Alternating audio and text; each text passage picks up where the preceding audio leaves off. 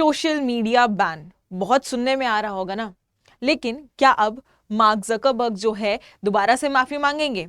जी हाँ, नमस्कार दोस्तों, मेरा नाम है सौम्या ओम प्रकाश और आज मैं आप सबका करियर विद सौम्या पे स्वागत करती हूँ।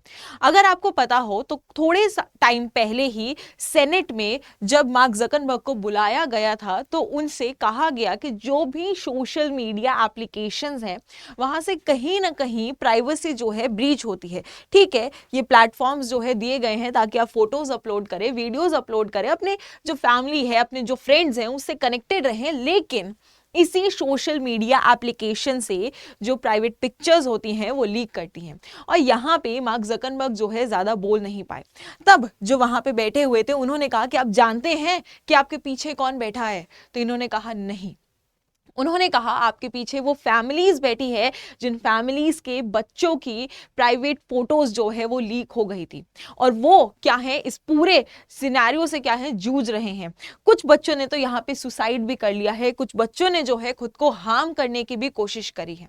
और अगर हम आज की बात करते हैं तो आज भी तो इन्हीं सोशल मीडिया एप्लीकेशन की वजह से इतना बड़ा नेपाल में प्रोटेस्ट चल रहा है। उस टाइम पे तो मार्क ज़करबर्ग ने खड़े होकर क्या करा था, सबसे माफी मांगी थी कि मैं जो हूं सारी चीज की रिस्पॉन्सिबिलिटी लेता हूं, कि मैंने ये सारे सोशल मीडिया एप्लीकेशंस बनाए हैं, सो सारी रिस्पॉन्सिबिलिटी मेरी है। अब सवाल ये उठता है कि अब जो नेपाल में चल रहा है क्या उसमें भी मार्क ज़करबर्ग जो है वो सबसे माफी मांगेंगे? अब आप कहेंगे क्यों, तो देखिए ना, जो ये सोशल मीडिया बैन होने पे प्रोटेस्ट चला, जो ये जेंजी प्रोटेस्ट चला, वहां पे 19 लोगों की जान चली गई है। ये तो एक डेटा है, क्या पता ज्यादा लोगों की भी जान गई हो, हमें नहीं पता। 600 से ज्यादा लोग जो है वहां पे घायल हो चुके हैं। यही जो बच्चे होते हैं, जो जेंजीज है ना, वो सड़क पे उतर के क्या कर रहे हैं, प्रोटेस्ट कर रहे हैं, चिल्ला रहे हैं, वायलेंस क्रिएट कर रहे हैं। नेपाल की जो है पूरी शक्ल ही बदल डाली है इस प्रोटेस्ट ने। तो क्या अब इस सोशल मीडिया की वजह से ये जो प्रोटेस्ट हुआ है, ये जो नेपाल का हाल हुआ है, क्या इसके लिए भी मार्क ज़करबर्ग जो है सॉरी बोलेंगे? हमें नहीं पता। लेकिन अगर हम बात करते हैं तो इसके साथ साथ इस सोशल मीडिया की एक साइड के साथ एक और चेहरा भी है, और वो है नेपाल प्रोटेस्ट में चाइना का। अगर हम बात करते हैं तो जो पॉलिटिशियन, जैसे कि आप देख ही सकते हैं कौन है, तो ये है भाई former prime minister of Nepal, जिनका नाम है केपी शर्मा ओली। इन्होंने क्या कर दिया है, इस प्रोटेस्ट के चलते जो है रेजिग्नेशन अपना दे दिया है और इनको जो है नेपाल से भगा दिया गया है। क्यों? क्योंकि प्रोटेस्ट जो है इतना वायलेंट हो गया था। अगर हम बात करते हैं तो ये किसके एलाय हैं, ये किसके फ्रेंड हैं, तो ये चाइना के फ्रेंड हैं। हाँ, वही चाइना जो अभी इस पूरे नेपाल प्रोटेस्ट पे क्या है, चुप बैठा हुआ है। बिल्कुल सही समझा आपने। अगर हम बात करते हैं तो ये जो आप वीडियो यहाँ पे देख रहे हैं, ये वीडियो है अभी जो पीछे पीछे चाइना ने अपनी परेड की रिप्रेजेंटेशन की थी, जहां पे उसने अपने नए वेपन्स दिखाए थे ना, ये उसी की वीडियो है। अगर हम बात करते हैं तो दूसरी साइड की यहाँ पे, तो वो है नेपाल की राजा की। हाँ, वही नेपाल के राजा जिसकी डिमांड हो रही है कि देखो, जो हमारा नेपाल है उसको हिंदू जो आपका राष्ट्र है वो घोषित कर देना चाहिए, वापस से वहां पे मोनार्की आ जानी चाहिए, डेमोक्रेसी हमें नहीं चाहिए। ये अगर हम बात करते हैं तो किसके दोस्त है? अमेरिका के दोस्त हैं। अब आप कहेंगे कि बात तो नेपाल प्रोटेस्ट की चल रही है, लेकिन ये चाइना और अमेरिका क्यों आ रहा है? क्योंकि शायद से चाइना और अमेरिका की ही बात है, लेकिन हमारा ध्यान जो है नेपाल प्रोटेस्ट पे ज्यादा है। क्यों? क्योंकि वो इतना वायलेंट स्टेज पे आ चुका है। अब आप ये सारी बातें सुन के सोच रहे होंगे कि यार ये क्या बातें चल रही है, तो थोड़ा सा अंत तक बने रहिए, आपको सारी बातें यहाँ पे समझ आएंगी। अगर हम बात करते हैं चाइना की, तो हम कह रहे हैं कि भाई नेपाल उनका बहुत अच्छा एलाय है ना, नेपाल उनका बहुत अच्छा दोस्त है, वो उनको भाई जैसा कहते हैं। तो चाइना जो है इस नेपाल प्रोटेस्ट पे कुछ बोल क्यों नहीं रहा है, अपनी चुप्पी जो है वो तोड़ क्यों नहीं रहा है? कुछ बोलना तो चाहिए ना, क्योंकि चाइना की अगर हम बात करें तो एक इमेज हमारे दिमाग में बन गई है कि जो चाइना है वो साइलेंटली बैठ के कुछ कुछ खतरनाक काम जो है अपने घर में करता रहता है। तो यहाँ पे सारा जो है डाउट वो इन्हीं पे जा रहा है कि अरे भाई, क्या पता ये जो काम हो रहा है वो अपने घर पे शांति से बैठकर कहीं ये करवा तो नहीं रहे, है ना। लेकिन अगर मैं कहूं कि ऐसा नहीं है, तो अब आप कहोगे क्यों?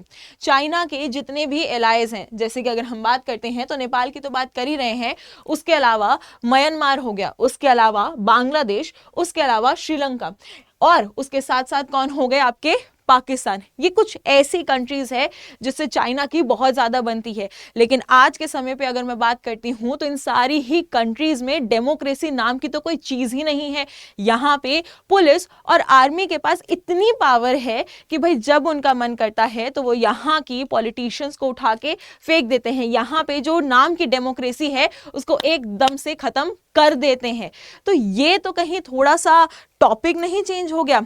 अगर हम बात करते हैं तो यहाँ पे एक और पॉइंट निकल के आता है कि जो भी चल रहा है चाइना के एलाइज के साथ, क्या ही उसके पीछे अमेरिका का हाथ तो नहीं? अब आप कहेंगे कि अमेरिका का हाथ कैसे हो सकता है? जरा ध्यान से सुनिए। अमेरिका हमेशा से क्या रहा है? सुपर पावर रहा है। लेकिन आजकल लोगों का कहना है कि आगे चल के चाइना जो है वो एक सुपर पावर बन सकता है। अब आप कहेंगे कैसे? अरे अभी तो बताया था कि जो चाइना है वो साइलेंटली अपने घर पे बैठ के कुछ खतरनाक काम जो है करता रहता है। तो यहीं पे अगर हम बात करते हैं तो अमेरिका कहीं ना कहीं डर गया है कि अगर उसकी जो ये सुपर पावर वाली चीज है कहीं चली गई तो अरे भाई अमेरिका, आप पहले भी सुपर पावर थे, आज भी जो है सुपर पावर है और शायद से आप आगे भी सुपर पावर रहना चाहते हैं। तभी कहीं इन सारी चीजों में और आपका हाथ तो नहीं। अगर हम बात करते हैं तो आज के टाइम पे तो लड़ाई करने की जरूरत भी नहीं है। अब आप कहेंगे ये कैसी बात हो गई? अरे खुद ही देख लो ना, यहाँ पे अमेरिका का हाथ हो सकता है, इसके चांसेस लग रहे हैं। बट एक पॉइंट है, कैसे? अमेरिका बिना कोई हथियार उठाए, ठीक है, सोशल मीडिया के जरिए भी बहुत सारी चीजें कर सकता है और वो शायद से हमें देखने को मिल ही रही हैं। जैसे कि आपको पता है कि पहले के टाइम पर जो लड़ाइयां चलती थी वो 8-8 10-10 दिन चलती रहती थी, है ना? कितने लोग उसमें मारे जाते थे, कितना ज्यादा उसमें टाइम लगता था। लेकिन आज ऐसा कुछ भी नहीं है। आज क्या होता है? सोशल मीडिया है, सोशल मीडिया के थ्रू आप कुछ भी क्या कर सकते हैं, इधर से उधर पोस्ट कर सकते हैं, इधर से उधर कोई भी बात जो है जा सकती है और पूरे भाई वर्ल्ड में वो क्या हो सकती है, कहीं पे भी पहुंच सकती है, जिसकी वजह से कहीं पे भी कुछ भी कराना बहुत ज्यादा आसान हो गया है। वो तो हमने देखा ही कि जो आपका नेपाल प्रोटेस्ट है वो 2 दिन चला और 2 दिन में नेपाल की पूरी शक्ल ही बदल गई है। इतनी बुरी शक्ल हो गई है कि कहीं पे घर जल रहे हैं तो कहीं पे लोग जो है तोड़फोड़ कर रहे हैं, कहीं पे लोग इंजर्ड पड़े हुए हैं तो कहीं पे लोग जो है मर चुके हैं इसकी वजह से। कहीं पे इसको कंट्रोल करने की कोशिश की जा रही है, लेकिन जो नेपाल का यूथ है वो इतना ज्यादा जो है यहाँ पे इन्फ्लुएंस्ड हो चुका है कि नहीं, वो इसको अपनी हक की लड़ाई बोल के इस प्रोटेस्ट को करे जा रहा है। वहीं अगर हम बात करते हैं तो यहाँ पे इस प्रोटेस्ट से तो इतनी बुरी हालत हो गई है कि भाई जितने भी यहाँ पे क्या थे, पॉलिटिशियंस थे, उन सबको क्या करना पड़ा है, इवैक्यूएट करना पड़ा है। जिसका मतलब कि आज के टाइम पे जो सोशल मीडिया है ना, उससे आप बड़ी बड़ी जंग जो है वो जीत सकते हैं अपने घर पे चुपचाप से बैठकर। जी हाँ, तो अगर हम बात करते हैं कि इन सारी चीजों के पीछे क्या अमेरिका का हाथ हो सकता है, बिल्कुल हो सकता है, क्योंकि हम सबका ध्यान तो चाइना पे है कि भाई वो चुप बैठा हुआ है, लेकिन कोई उस पर ध्यान दे ही नहीं रहा, जो शायद से बैक एंड पे सारे जो है गेम आपके खेल रहा है। और सोशल मीडिया एक सच में ऐसा हथियार है ना, जिससे आप कुछ भी कभी भी करवा सकते हैं और शायद से उसका पता लगने में बहुत ज्यादा टाइम लग जाए।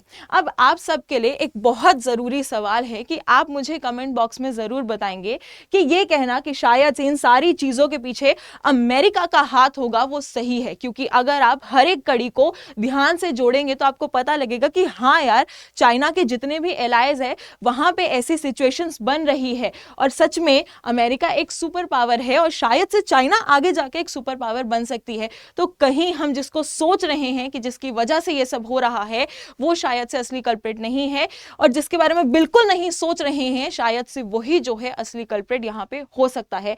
आपका इन सारी बातों पे क्या कहना है प्लीज मुझे कमेंट करके जरूर बताइएगा, क्योंकि मैं आप सबके कमेंट का इंतजार करती हूँ और आपके सबके कमेंट जो है मैं पढ़ती हूँ। प्लीज अपने कमेंट्स जो है जरूर छोड़िएगा और अगर आपको ये वीडियो पसंद आई हो तो इस चैनल को सब्सक्राइब जरूर करना, वीडियो को लाइक जरूर करना और अपने सारे दोस्तों के साथ इसको शेयर जरूर करना। इसके साथ अगर आप चाहते हैं कि आप मुझसे कनेक्ट हो पाएं तो डिस्क्रिप्शन बॉक्स में टेलीग्राम लिंक और इंस्टाग्राम लिंक दोनों ही हैं, उसको क्लिक करके आप मुझसे कनेक्ट हो सकते हैं। इसी के साथ thank you everyone and have a really nice day. Do take care of yourself.